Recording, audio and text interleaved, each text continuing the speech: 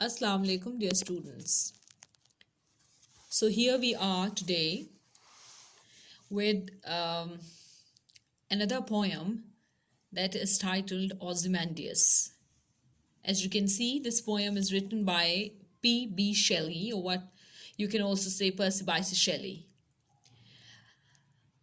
Shelley is a romantic poet with a capital R because he belongs to romantic period in the history of English literature. This poem that you can see has been titled as Ozymandias. Ozymandias basically is another name for one of the Egyptian pharaohs who was also called Ramses II.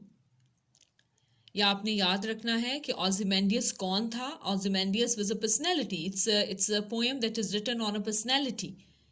And who was Ozymandias? Ozymandias was an Egyptian pharaoh. एक Egyptian मिस्र से ताल्लुक रखने वाला एक बादशाह था, फिरौन था, जिसका नाम रैमसीज II था.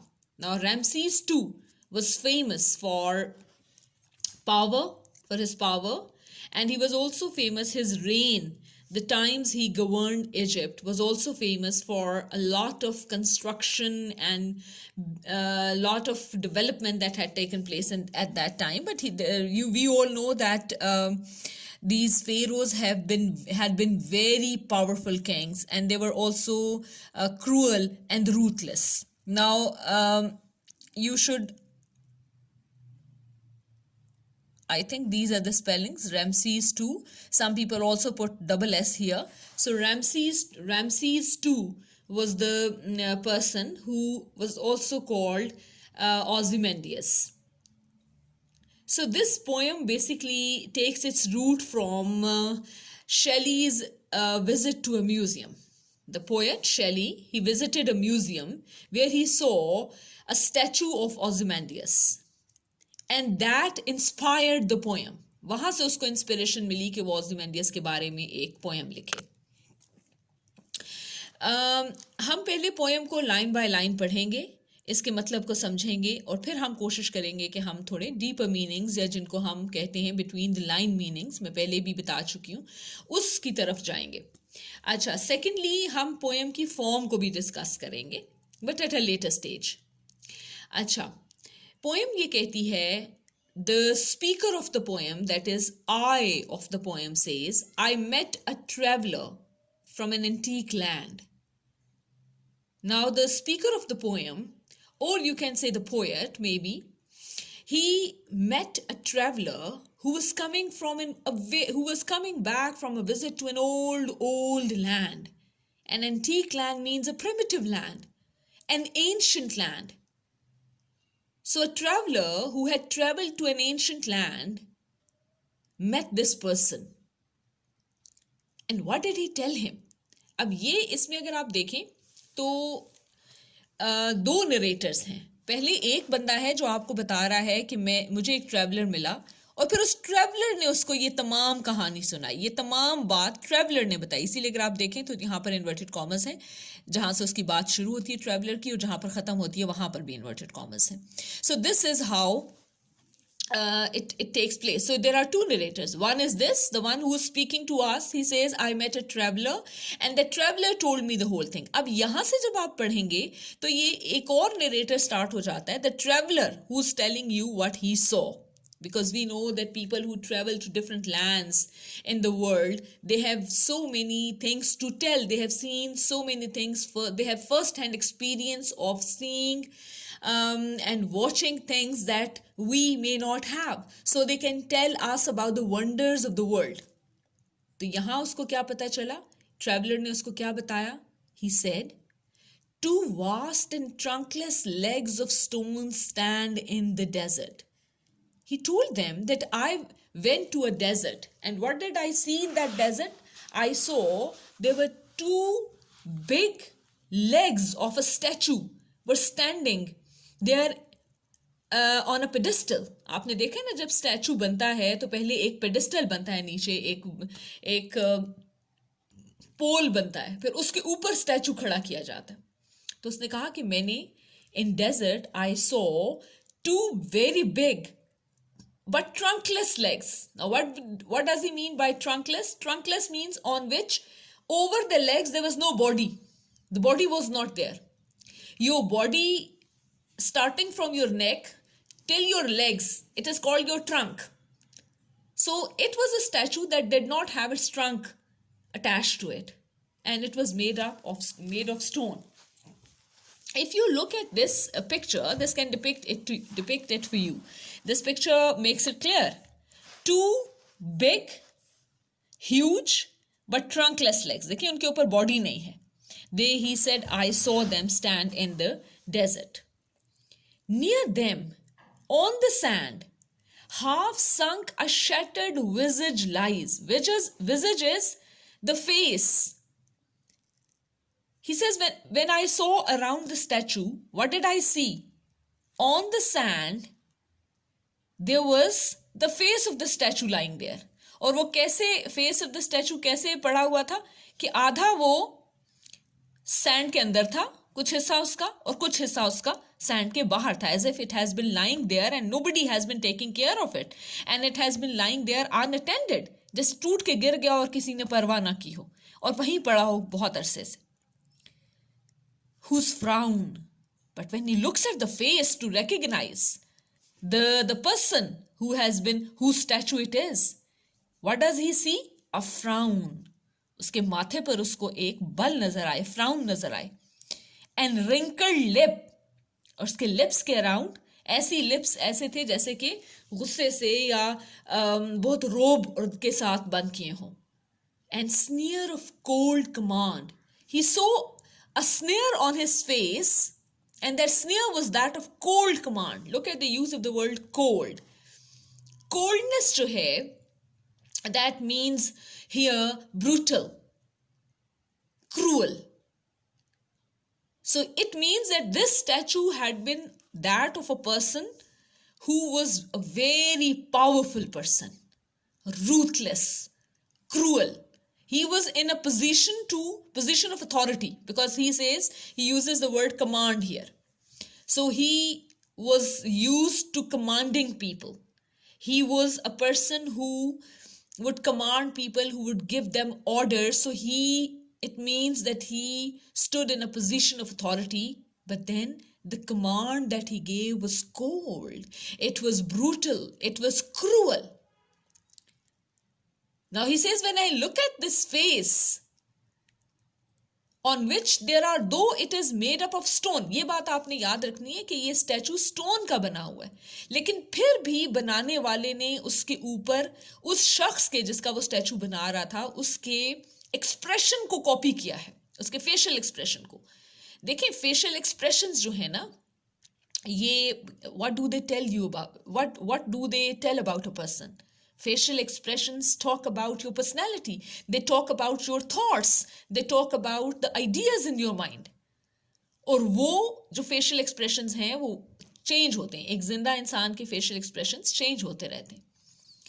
यही जिंदगी की निशानी है. यही इस बात की निशानी है कि वो कभी कुछ सोच रहा है, कभी कुछ सोच रहा है, कभी किसी सोच में है, कभी किसी और सोच में है, कभी उसका कोई एक मूड है, कभी दूसरा मूड है. But then there is a set facial expression also. ऐसे भी facial expressions होते हैं जो हम normally जब हम किसी भी खास मूड में नहीं होते, अपने regular मूड में होते हैं, तो भी एक facial expression set हो जाता है on our faces. So this person had such a facial expression where there was a frown on his forehead, and his lip was wrinkled, and there was a sneer of cold command stamped on his face. अब जब उसने ये देखा that somebody, a sculptor who made this statue, who created this statue, was so tactful, or you can say so skillful, that he has in a way imprinted that person. जो artist था जिसने ये statue बनाया, उसने इसके ऊपर उस शख्स के जो क्रूअल फेशियल एक्सप्रेशंस थे, जो उसकी पर्सनैलिटी के बारे में बताते थे, उनको उसने उसके ऊपर स्टैम्प कर दिया हमेशा के लिए. Now keep this in mind that facial expressions of a living person might change every minute may change every minute or may change many times during a day. But once you take a picture or once you make a statue of a certain expression, it will remain there till the end of time. वो change नहीं होगा. तो उसने वो चीजें permanently stone में create करनी. और वो कहता है जब मैंने ये देखा, ऐसा चेहरा देखा जिसपे इस तरह के एक्सप्रेशंस थे, तो उनसे क्या पता चला उसको? That told him, tell that its sculptor well those passions read. वो कहता है this person who made, the artist who made this statue, read the passions, the emotions, the feelings of this person very well. Now you see, when you are copying something, जब आप किसी चीज की drawing बना रहे हैं, किसी शख्स का चेहरा बना रहे हैं, आप किसी शख्स किसी भी चीज को कॉपी डाउन कर रहे हैं ऑन स्टोन या पेपर पे, तो अगर आप उसको वैसा ही बनाना चाहते हैं जैसी ओरिजिनल चीज है, तो आपको ओरिजिनल चीज को बड़ा क्लोजली स्टडी करना पड़ेगा, so that when you make a copy it is closer to the original. So what does he say? He say the sculptor, when I look at this face of the statue, I am impressed by the skill of the sculptor, the artist, who could read those facial expressions so well, who could understand the feelings and emotions of that person, Ozymandias, so well. And then he says, which yet survive. जब statue बन रहा था, आपने देखा ही है पुराने ज़मानों में, चूंकि लोग जो थे वो तस्वीर फोटोग्राफी तो होती नहीं थी, तो या तो मुजस्मे बनवाते थे, बैठ के खुद सामने बैठ के बनवाते थे, या आपने अक्सर देखा होगा कि आर्टिस्ट उनके स्केचेस बनाते थे, वो तब भी वो सामने बैठे होते थे, तो इसका मतलब है कि वो उनकी ट्रू कॉपी होती थी. तो जो ट्रैवलर है, he is praising the artist, the sculptor who made the statue for his skill. तो मैं आपसे कह रही थी कि जैसे वो लोग किंग्स जो थे वो सामने बैठते थे और उनके स्केचेस बनते थे, तो जो उस वक्त उनके चेहरे पर एक्सप्रेशन होता था, वही जो स्केच बनाने वाला है उन एक्सप्रेशंस को उस स्केच में बना देता था या उस मुजस्मे में बना देता था. तो क्या होता था? They may change their facial expressions afterwards, but the ones that the artist have created will survive till that picture or that sketch or that statue survives. तो वो कहता है कि वो उसने जो facial expressions copy किए हैं, they survive to this day, stamped on these lifeless things. Now what are these lifeless things? These are the stones. उसने कहा था किस पे बना है statue? Stone पे. Lifeless things are stones. वो कहता है the artist, the sculptor has stamped, जिस तरह आप स्टैंप लगाते हैं किसी कागज पे, किसी चीज पे, तो वो जो स्टैंप पे लिखा होता है वही उस कागज पे लिखा हुआ आ जाता है, प्रिंट हो जाता है. इसी तरह वो कहता है कि he has stamped those facial expressions of that person on these stones, lifeless things. Now this is a very beautiful line. This whenever I read this sonnet, this poem, I like this line very much, and it's a very beautiful line, and you need to understand it. इसमें दो चीज़ों की बात हो रही है, दो मुख्तलिफ लोगों की बात हुई है in one line. The hand that mocked them. Now you need to understand what the hand means, whose hand it is that has been mentioned, and who is them in this line. The hand that mocked them. Them यहाँ हैं वही emotions जो तीन चीजों का उसने जिक्र किया, frown, wrinkled lip, cold command. They are them here. वो कहता है ये and whose hand is this? The hand of the sculptor, the hand of the artist. He says the hand that mocked them. Now the writer here, the traveler here in this line is praising two things. दो चीजों को यहाँ वो तारीफ कर रहा है. पहली क्या? Impress हो रहा है, इंस्पायर हो रहा है. किन दो चीजों से? The hand of the artist, कि क्या हाथ था वो जिसने उन इमोशंस को जो इस आदमी के चेहरे पर थे, उन इमोशंस को मॉक किया. Why does he say mock? Because you see, जो मैंने आपको रीजन पहले बताई है, वो मॉक यूं किया कि उस आदमी के फेशियल एक्सप्रेशंस, उसके इमोशंस, उसकी फीलिंग्स तो बदलती रही होंगी जिंदगी में कई बार, लेकिन वो emotions like sneer of cold command जो उसकी पर्सनैलिटी को दिखाता है कि उसकी क्या पर्सनैलिटी है, उसका वो एक्सप्रेशन जो उसकी पर्सनैलिटी की जो उसकी असल शक्ल दिखाता है, उस आदमी की उसकी असल पर्सनैलिटी को डिपिक्ट करता है, जो उसकी क्रूअल्टी और ब्रूटैलिटी को दिखाता है, उस एक्सप्रेशन को उसने कॉपी कर दिया, स्टैम्प कर दिया ऑन स्टोन, ताकि जब तक ये बाकी रहे लोगों को इस शख्स की पर्सनैलिटी, एक्चुअल पर्सनैलिटी नजर आए, not the one that he tries to show to the world, but actual personality. और वो एक्चुअल पर्सनैलिटी लोगों को क्या नजर आएगी उसकी? That he was a brutal and a cruel person. He was a person who enjoyed or took pleasure in his authority and used it wrongly to harm others. तो कहते हैं that's why he has mocked them. And the heart that fed.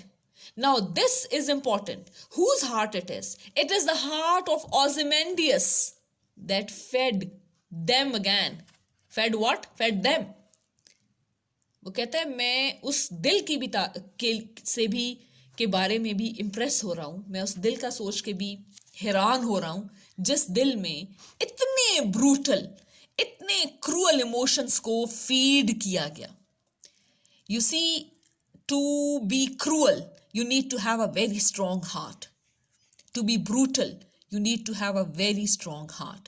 So this is what he says, that the king's heart must be a heart of stone, very strong heart that could feed such cold emotions, that could keep inside it so much brutality and cruelty. See? अच्छा, फिर वो कहते हैं on the pedestal these words appear. वो कहते हैं जब मैं पेडेस्टल को देखता हूँ, what is the pedestal? Pedestal होता है वो जो एक नीचे पोल सा होता है जिसके ऊपर स्टैचू खड़ा होता है. देखिए नीचे पहले एक रेस सा प्लेटफॉर्म बनाते हैं, उसके ऊपर स्टैचू खड़ा करते हैं. वो कहता है जब मैंने इस प्लेटफॉर्म को देखा, इस पेडेस्टल को देखा, तो उस पर कुछ लिखा हुआ था. नॉर्मली अगर आप म्यूजियम्स में भी देखें कि जो वो होते हैं, कोई भी म्यूजियम्स में अगर आप जाएं और वहाँ पर अगर आप स्कल्पचर्स को देखें या स्टैचूज़ को देखें, तो उनके नीचे लिखा हुआ होता है किसका स्टैचू है, क्या वो शख्स कौन था, when was he born, when did he die, where did he belong. तो उसने जब पेडेस्टल पे देखा तो क्या वर्ड्स अपीयर हुए, क्या लिखा हुआ था वहाँ? My name is Ozymandias. ये उस किंग ने, ऑजिमेंडियस ने जब अपना स्टैचू बनवाया तो उसने ऊपर क्या लिखवाया? My name is Ozymandias, king of kings. मैं कौन हूं? मेरा नाम ऑजिमेंडियस है, and I am the king of kings. Look at how power drunk he is. He is so overwhelmed with his authority and with his power. He says, I'm not an ordinary person. I'm not an ordinary human being. I'm not even an ordinary king. I'm the king of kings. Such a powerful ruler he thought he was. Look on my works. और फिर वो देखने वाले को, जो शख्स statue देख रहा है, उसको क्या कहता है? Look on my works. देखो मेरे काम जो मैंने किए हैं. Ye mighty. Ye here means you. Ye mighty. क्योंकि देखिए उसने स्टैचू बनवाया था और उसको पता था कि स्टैचू एक आध दिन तो लोग नहीं देखने आएंगे. स्टैचूज तो सदियों तक खड़े रहते हैं और लोग आते हैं, देखते हैं, इंस्पायर होते हैं, जानते हैं कि ये कौन लोग थे पास्ट में. तो उसे पता था कि आने वाले सालों में, आने वाली सदियों में हो सकता है बड़े पावरफुल लोग भी आएंगे, माइटी पीपल आएंगे, and they will look at my statue. तो वो उनको एड्रेस कर रहा है, उन पावरफुल लोगों को. वो कहता है look on my works and despair. मेरे कामों को देखो जो मैंने किए हैं और मायूस हो जाओ. क्यों मायूस हो जाओ? क्योंकि तुम वो काम नहीं कर सकते. Now you see, look at the pride of this king, look at the arrogance of this king. उसका ख्याल था कि जो काम उसने किए हैं, जो कंस्ट्रक्शन उसने किए हैं, जो डेवलपमेंट उसने किए हैं, उस तरह की डेवलपमेंट कभी फ्यूचर में भी कोई नहीं कर सकेगा। जब यहाँ पर 100 साल बाद या लेट्स से 200 साल बाद या लेट्स से 500 ईयर्स के बाद भी लोग आएंगे जब इस स्टैचू को देखने, तो दुनिया में किसी ने उस तरह के काम, उस तरह की डेवलपमेंट नहीं की होगी जो इसने किए हैं। तो ये क्या है? Is it true? Can this happen? Can today I claim that nobody in the world will ever do what I've done? No. The world changes every day. People change every day. Technology develops every day of our lives. And no one in the world is indispensable. And no one in the world is so unique that no one like him would ever come into the world. Or no one would ever do what he has done. But this is the speech of a person who is blinded by power. Whose speech it is? It's a speech of a person who is blinded by power. Us par blinded. His vision is not correct. His vision is not the right vision. इसका मतलब है कि वो तो हकीकत को देखने से कासिर है. He cannot understand reality. He does not acknowledge change. Time means change. वक्त क्या है? हम किस चीज को वक्त कहते हैं? बदलते हुए जमाने को, गुजर रहा है. वक्त is always changing. Change is time basically, and time is change and change is time. So, how can you say that never would there be people like you? Never would there be development like you have done. और फिर उनको कहता है मायूस हो जाओ, तुम कभी ये कर ही नहीं सकोगे. Nothing beside remains. अच्छा, वो कहता है, जब देखिए एक बंदा कह रहा है, उसके स्टैचू पे लिखा है लुक ऑन माई वर्क्स, तो आपकी नजर फौरन इर्द गिर्द जाएगी कि आखिर वो किस चीज को कह रहा है कि मेरे कामों को देखो. असल में जब उसने अपनी कंस्ट्रक्शंस की, उसने डेवलपमेंट्स की, तो उनके बीच में अपना स्टैचू बनाया, ये बताने के लिए, दिखाने के लिए कि ये वो शख्स है जिसने ये सब किया है. वक्त ने, चेंज ने उन सब चीजों को खत्म कर दिया. यहां तक कि उसका अपना स्टैचू भी मुकम्मल तौर पर खड़ा नहीं रह सका, गिर गया, आधा टूट के नीचे गिरा हुआ है. उसका जो फेस है, that is a symbol of pride for all of us, वो जमीन में धंसा पड़ा है. तो राइटर ने यहां पर आयरनी यूज की है. He uses irony, and you should know what irony is. Irony, what is irony? Irony is when what is being said is exactly opposite of what is happening. जो हो रहा है और जो आप कह रहे हैं वो आपस में बड़े मुख्तलिफ है, ऑपोजिट है. वो ये कह रहा है, उसका ये ख्याल था कि उसके तमाम काम और उसका स्टैचू यूं ही खड़े रहेंगे और सदियों तक लोग मुतासिर होते रहेंगे और मायूस होते रहेंगे और सोचते रहेंगे कि he had been so much powerful. जब लोग इर्द गिर्द देखते हैं स्टैचू के, तो उनको कुछ भी नजर नहीं आता. यहां तक कि स्टैचू खुद भी गिरा पड़ा है बिल्कुल, और स्टैचू के इर्द गिर्द कुछ भी नहीं है. इस ट्रैवलर ने बताया कि स्टैचू खुद भी टूटा फूटा है और स्टैचू के इर्द गिर्द भी कोई चीज नहीं है. Round the decay of that colossal wreck, the statue has become a wreck. This is very important. That statue has become a wreck, and a colossal wreck. बहुत बड़ा स्टैचू है ना, तो वो टूट फूट भी उतनी ही बड़ी है. वो सारे टूटे फूटे स्टैचू के, look at the use of the word decay. You see, time decays. This is the work of time. This is the work of time. Whatever it is that you make is subject to decay because of the change that time brings. आपने सुना होगा being said that change is the only constant in the world or in nature. T.S. Eliot had been a poet, a writer, and he said, in my beginning is my end. So whatever is created, the seeds of decay or the seeds of its destruction are inherent in this. जो चीज पैदा होती है उसका खत्म, जैसे हम ये कहते हैं, हम इंसान जिस दिन पैदा होता है उसका हर गुजरने वाला दिन उसके कंप्लीट डिके की तरफ उसको लेके जा रहा होता है, उसकी डेथ की तरफ उसको लेके जा रहा होता है. every other day. एक दिन का बच्चा भी जब होता है ना, तो उसकी तमाम लाइफ में से एक दिन कम हो जाता है. तो इसका मतलब है कि मैं everything that is created is subject to decay because of the change that time brings. So this person was not a person who had complete knowledge of time. ये और क्यों उसे complete knowledge of time नहीं थी? क्योंकि वो उसकी आप कह सकते हैं कि वो पर ब्लाइंडेड था, उसकी आंखें बंद थीं, उसे नजर नहीं आ रहा था ठीक. क्यों? क्योंकि उसको अपनी पावर और अपनी अथॉरिटी इतनी अजीज थी. he was intoxicated by the power he had. जब इंसान बहुत पावरफुल होता है तो उसको भूल जाता है कि even this power is subject to decay. See, round the decay of that colossal wreck, boundless and bare, the lone and level sands stretch far away. वो कहता है जब लोग ये पढ़ते हैं look on my works, see mighty in despair, तो उनकी नज़र उठती है वो स्टैचू के इर्द गिर्द के एरिया को देखते हैं कि भाई आखिर ऐसे कौन से वर्क्स हैं जो वो दिखाना चाह रहे हैं. लेकिन जब वो देखते हैं तो ये उनको नज़र आता है. क्या नज़र आता है उनको नज़र आता है कुछ भी नहीं. दूर दूर तक सिर्फ सैंड्स हैं.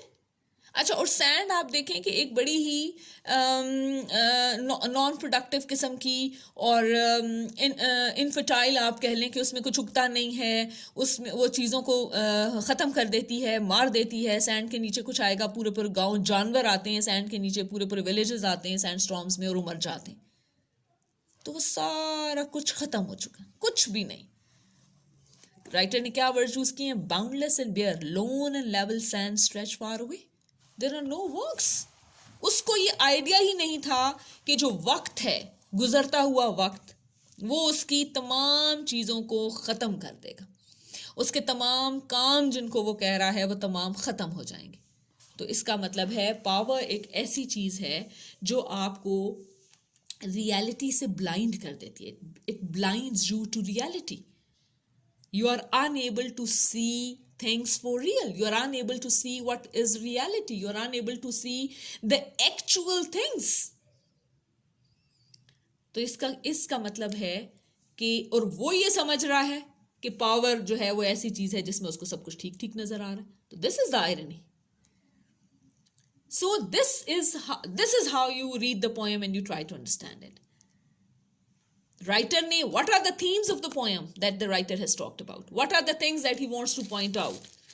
The themes are that power is something that intoxicates.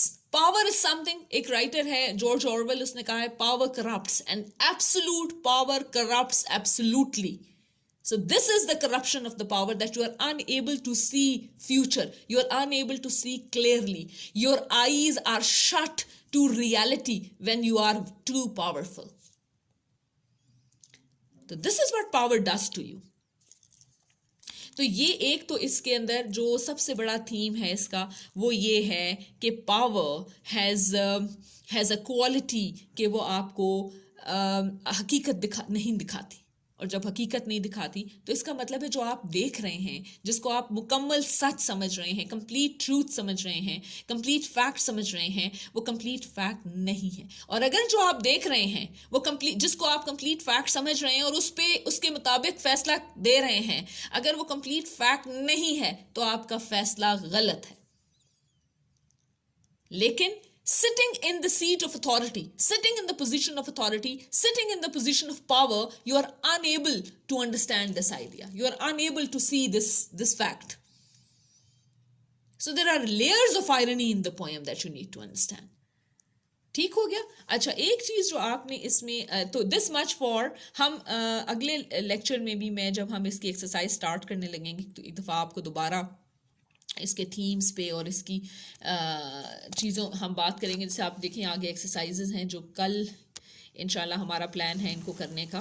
जैसे ये एक्सरसाइजेज हैं, ये एक्सरसाइजेज हैं, तो इनको जब कल करेंगे तो हम थोड़ा सा पोएम को दोबारा एक नज़र रिवाइज़ करेंगे, इसके थीम्स पे हम दोबारा देखेंगे. तो इस फिलहाल के लिए मैं जो एक और चीज़ आपसे डिस्कस करना चाह रही थी वो थी फॉर्म ऑफ द पोएम। अच्छा, ये फॉर्म ऑफ द पोएम जो है it is a unique form in the sense कि ये आम वो पोएम नहीं है जिस तरह कोई भी पोएम हो। ये जो पोएम की फॉर्म है इसको कहा जाता है सोनेट। सोनेट कहते हैं SONNET, sonnet. This poem is a sonnet. Now the question remains, what is a sonnet? A sonnet is a poem of 14 lines. अगर आप इसको काउंट करें तो ये 14 लाइन्स की पोएम बनेगी। अच्छा, ज़रूरी नहीं होता सोनेट में कि ये सेंटर वाली ब्रेक हो, ये 14 लाइन्स इकट्ठी भी लिखी जा सकती हैं। सोनेट्स मुख्तलिफ तरह की होती हैं, जिनमें से 2 तरह की सोनेट्स का जानना आपके लिए बहुत ज़रूरी है। One are Petrarchan sonnets. मैं इसी वीडियो के डिस्क्रिप्शन में एक लिंक शेयर करूंगी जहां से आप इन टाइप्स ऑफ सॉनेट्स को पढ़ सकेंगे।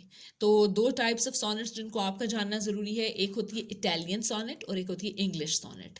इनको जिन पोएट्स ने ये यूज़ की हैं ज़्यादा दोनों फॉर्म्स, उनके नामों से भी इनके नाम पुकारे जाते हैं। जैसे कि Italian sonnet is also called Petrarchan sonnet because Petrarch was an Italian poet who used this form. एक Petrarchan sonnet होती है और एक Shakespearean sonnet होती है। Petrarchan sonnet जो है, अच्छा ये इन दोनों में फ़र्क क्या होता है कि जो Petrarchan sonnet है उसमें डिविज़न जो है लाइंस की वो किस तरह होती है, 8 लाइंस का एक ऑक्टिव होता है और फिर एक सस्टेट होता है 6 लाइंस का। ये देखें, आप अगर नोट करें तो ये 8 लाइंस हैं, दीज आर 8 लाइंस। तो ये 8 लाइंस का जो है इसको कहा जाता है ऑक्टिव, और ये जो ये हैं ये 6 लाइंस की हैं, तो दिस इज कॉल्ड सस्टेट, SESTET। तो सस्टेट और ऑक्टिव की कॉम्बिनेशन होता है पेट्रार्कन सोनेट में या इटालियन सोनेट में। और जो दूसरी सोनेट है शेक्सपियरियन या इंग्लिश सोनेट जिसको कहते हैं, उसमें 4 लाइंस का एक पार्ट, 4 लाइन्स का एक पोर्शन, 4 लाइन्स का एक portion, 3 portions of 4 lines each, that makes 12, and then a couplet, 2 line ने नीचे, that means that makes it 14 lines। अच्छा, ये याद रखें कि ये जो हम लाइंस की डिवीजन बता रहे हैं कि एक सोनेट में 8 और 6 लाइनें मेक 14 और एक में 4 4 4 और 2 लाइंस मेक 14। ये याद रखें कि ये डिवीजन ज़रूरी नहीं होती कि आपको यूं नज़र आए कि बीच में स्पेस हो। ये अगर इकट्ठी भी लिखी होती पोएम तो हम इसको यही कहते हैं कि 8 और 6 पे, क्योंकि ये जो डिवीजन है this division is not so visible. This division is basically thematic. आप जब थीम को पढ़ते हैं ना तो थीम डिवाइड हुआ होता है लाइंस में, एंड बेस्ड ऑन थीम आप ये डिवीजन करते हैं। अगर आप इस पोएम को देखें, इस सोनेट को इस वक्त देखें, because we said that it is a combination of 8 and 6, not 4 4 4 and 2। तो इस सोनेट में अगर आप ये वाली डिवीजन करते हैं तो किस तरह होगी, थीम पे डिवीजन होगी। देखें, पहली 8 लाइंस में उसने क्या बताया है, he has talked about the statue, he has talked about the condition of the statue, he has talked about the skill of the sculptor, and what are the things that he noticed on the statue। जो उसने चीज़ें notice की statue की उसके बारे में बता रहा है, अपनी ऑब्जर्वेशन बता रहा है। अगले 6 लाइनों में कंप्लीटली डिफरेंट है। अगले 6 लाइनों में क्या बता रहा है, अगले 6 लाइनों में वो he is reading the inscription on the pedestal, जो उसके ऊपर चीज़ें लिखी हुई हैं उनको पढ़ रहा है, और उनको पढ़ने के बाद बता रहा है कि मैंने ये पढ़ा और फिर जब इर्द गिर्द देखा तो कुछ भी नहीं था। That is a change, there is a shift in theme, there is a shift in tone, there is a shift in mood. So this shift basically divides the poem into either a sonnet, into either octave and sestet, और quatrain क्वार्टरेन क्वार्टरेन and couplet. सी, तो ये होती है, मैं वो link share करूंगी, आपने ज़रूर देखना है डिस्क्रिप्शन में, उसके अंदर आपको पता चलेगा कि ये क्या होता है। तो ये जो डिवीजन है this is purely based on the theme and the shift in mood और टोन और आइडिया और थीम। तो ये जो सोनेट है this is a Petrarchan sonnet, this is an Italian sonnet. ये उस तरीक़ाकार से लिखी गई है जिससे पेट्रार्कन सोनेट लिखी जाती है, PETRARCHAN, because Petrarch was a poet. आप उस लिंक पे जब जाएंगे तो आपको पता चल जाएगा। दूसरा, इनकी जो राइम स्कीम होती है, पेट्रार्कन सोनेट की राइम स्कीम और जो इंग्लिश सोनेट है उसकी राइम स्कीम, दोनों की हमेशा डिफरेंट होती है। तो जब आप उसकी राइम स्कीम देखेंगे तो वो भी आपको राइम स्कीम से भी आप कभी कभी अंदाज़ा लगा लेते हैं कि ये राइम स्कीम थोड़ी इन दोनों की डिफरेंट होती है।